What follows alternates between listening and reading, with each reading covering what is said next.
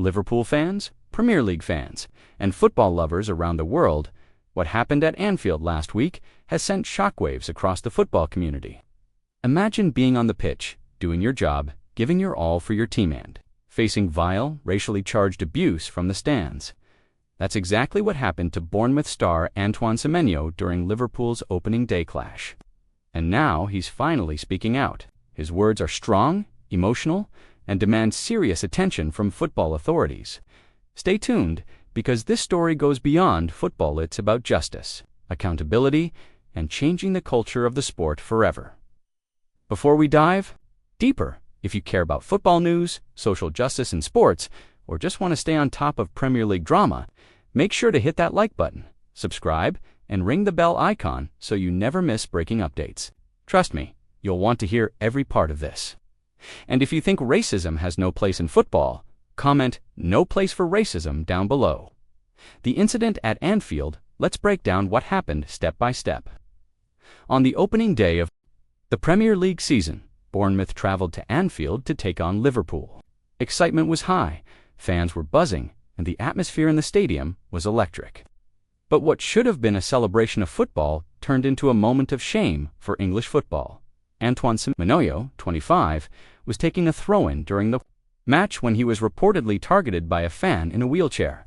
The fan allegedly directed vile racial abuse at Semenyo in front of thousands of supporters in the stadium. It was shocking, outrageous, and completely unacceptable. The referee, Anthony Taylor, was informed of the incident, and Merseyside police quickly stepped in.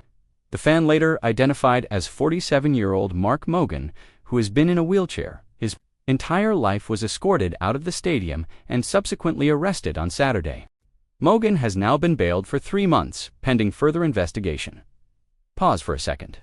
Imagine being a professional footballer, trained and dedicated, just trying to play your game, and then this happens.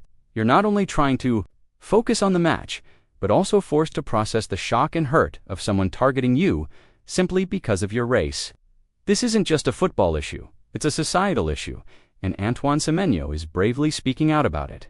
Semenyo speaks out more than a week after the incident. Semenyo gave his first public interview with ITV News, and his words are powerful. He described the abuse as mind-boggling and said it was both heartbreaking and sadly common in football. Today, he told reporters, "Greater than it was pretty sad to hear, to be honest. I feel like in this day and age, us players are still getting racially abused, and it just doesn't make sense. We just want to know why it keeps happening." This is a sentiment that resonates with so many players across leagues worldwide. Racism in football isn't new, but each incident reminds us that more must be done to protect players and hold offenders accountable. Semenyo also called for stronger punishments for those who racially abuse players. He said he wants to see real consequences, including jail time, sending a clear message that this behavior will not be tolerated. And this is where I want to hear from you. Do you think jail time is a fair punishment for fans who racially abuse players? Drop your thoughts in the comments, because your opinion matters in this discussion.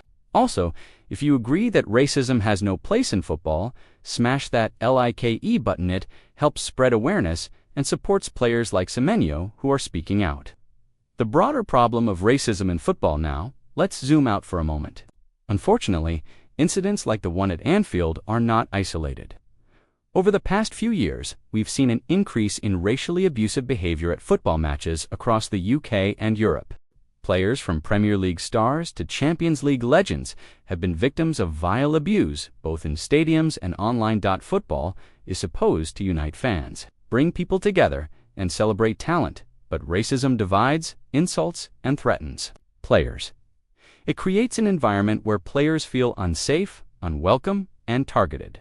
This is why what Semenyo did by speaking out is so important. It highlights the real human cost of abuse on and off the pitch. Later in this video, we'll also break down how Premier League clubs, authorities, and fans are responding and the steps being taken to prevent this from happening again. Make sure you stick around, because the actions or inactions could shape the future of English football. And yes, there's also a shocking twist regarding how social media reacts to incidents like this. Why punishments matter?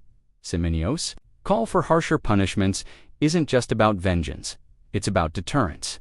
If fans know that abusing a player racially could lead to fines, stadium bans, or even jail time, it sends a strong message. Football will not tolerate hate. Right now, penalties for racism in football are inconsistent. Some fans face lifetime bans, while others may only receive fines or short-term bans. Semenyo's suggestion of jail time raises an important question. Should criminal law step in when football authorities fail to act decisively? This is more than a debate. It's about protecting players and ensuring that football remains a sport for everyone, regardless of race, ethnicity, or background. I want to know what you think. Should football authorities and law enforcement work together to make jail time a real possibility for racial abuse? Comment below with yes or no and explain why. Fan reactions and public outrage. Once news of the incident broke, the football community reacted strongly. Fans, players, and pundits voiced their anger online, calling for justice. Social media erupted with posts demanding stricter punishments and support for Semen. Yodot's moments like these that remind us that football fans have a responsibility to racism is not just a personal problem, it's a cultural one. By standing against abuse, fans can help create a safer, more inclusive environment for everyone. And while some debate the severity of punishments, there's no question that raising awareness and supporting players is crucial. Semenyo's bravery in speaking out sends a message to young players everywhere. You are not alone, and there are people willing to fight for your rights. Let's not forget the human side of this story. Despite the abuse, Semenyo still performed brilliantly that night. He scored a brace for Bournemouth. That takes incredible mental strength and focus. Yet, emotional toll of racial abuse cannot be underestimated. Semenyo's public statement not only sheds light on his own experience, but also encourages other players who may be silently suffering to speak up. His call for accountability is about protecting future generations of footballers. And it doesn't stop there. We've seen in the past that when players speak up, it often sparks larger conversations about racism in football. Later in this video, I'll discuss what Premier League clubs are doing to tackle racism, and why some critics believe current measures still fall short. Premier League response and club statements. The Premier League, along with Bournemouth and Liverpool, has issued statements condemning the incident. They've reiterated their commitment to tackling racism and promised to work with authorities to investigate and prevent future incidents. Bournemouth stated, "We fully support Antoine Semenyo and condemn all forms of racial abuse. We will continue to work with the authorities to ensure incidents like this are addressed and justice is served." Liverpool also condemned the abuse, highlighting that fans who behave this way do not represent the club or the sport. However, critics argue that words are not enough. Fans, pundits, and players alike are pushing for tangible action, including stricter stadium bans, legal action, and education programs for fans. It's also worth noting that racial abuse in football isn't limited to the stadium. Players face harassment on social media platforms every day. Antoine Semenyo, like many others, likely encounters hateful messages online. This raises another debate. Should social media platforms face consequences for allowing racial abuse to thrive? Some fans and experts argue that both football authorities and tech companies need to step up their efforts to monitor, report, and punish abuse. Here's a question for you. Should social media companies be legally responsible if players receive racist abuse online? Comment your opinion. This is a debate the entire football world is watching closely. Racism in football reflects larger societal issues. It's not just about one stadium or one Gamitz, about creating an environment where everyone, regardless of race, can enjoy and participate in sports safely. Antoine Semenyo's bravery in speaking out is a reminder that players are human. 2. They feel pain, frustration, and anger when targeted by abuse. Football authorities, fans, and society must respond with action, not just words.